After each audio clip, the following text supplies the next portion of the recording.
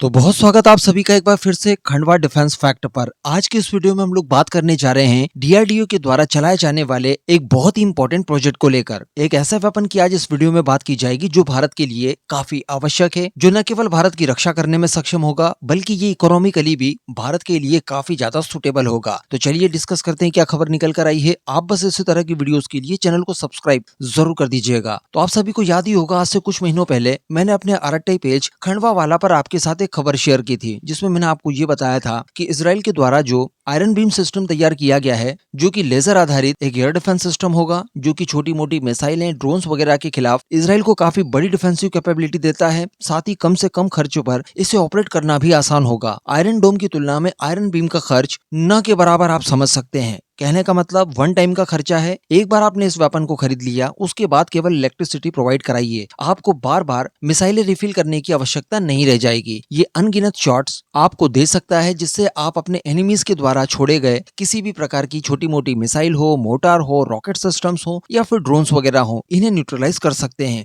अगर इसकी क्षमता में और वृद्धि कर दी जाती है तो ये बड़ी मिसाइलें, क्रूज मिसाइल्स और साथ ही फाइटर जेट वगैरह के खिलाफ भी काफी इफेक्टिव साबित हो सकता है। तो मैंने आपको ये बताया था कि देखिए, इजराइल की फोर्सेज इसे सेवाओं में शामिल कर रही है, एक अच्छी खबर है। लेकिन ये खबर अच्छी तब बनेगी जब भारत की फोर्सेज भी बड़े स्केल पर इसका इस्तेमाल करेगी, क्योंकि वैसे भी डीआरडीओ द्वारा due mark 2A direct energy weapon already तैयार कर लिया है। हालांकि इसकी क्षमताएं काफी कम है, 30 किलोवाट तक की ये एनर्जी को कंज्यूम करता है और 5 किलोमीटर की ये आपको रेंज प्रोवाइड कराता है। जबकि इजराइल के इंटरसेप्टर आयरन बीम की अगर बात की जाए तो ये आपको 10 किलोमीटर तक की रेंज प्रोवाइड कराता है। लगभग भारत के लेजर वेपन से ये दोगुनी रेंज आपको प्रोवाइड कराता है। लेकिन अब बताया ये जा रहा है कि डीआरडीओ के द्वारा 300 किलोवाट वाले लेजर वेपन के ऊपर काम करना शुरू कर दिया गया है। जी हाँ, जो आपको शुरुआती तौर पर अप्रॉक्स 20 किलोमीटर की शानदार रेंज देने जा रहा है। इसको लेकर बताया ये जा रहा है कि ये 300 किलोवाट क्लास का high energy laser hybrid gas laser architecture के साथ आपको 20 किलोमीटर की शानदार रेंज देने जा रहा है। साथ ही बताया ये जा रहा है कि इसको लेकर मैक्सिमम टेक्नोलॉजी और अलग अलग सब सिस्टम्स पहले ही सर्टिफाई हो चुके हैं, क्योंकि हम लोगों ने इसका छोटा प्रारूप तैयार कर लिया है। साथ ही उसके बाद भी लगातार काम किया जा रहा था इसके ऊपर। साथ ही बताया जा रहा है कि ये रैपिड अटैक करने में भी सक्षम होगा, यानी अगर एक साथ कई सारे टारगेट्स इसे चैलेंज करने के लिए आते हैं तो ये रैपिडली एक एक करके सभी के ऊपर आसानी से निशाना लगा सकता है, और वो भी कम से कम समय में। तो अल्टीमेटली एक नेक्स्ट जेन वाली कैपेबिलिटी इसके बाद भारत को मिलने जा रही है। तो अपने आप में काफी ज्यादा एक्साइटेड कर देने वाला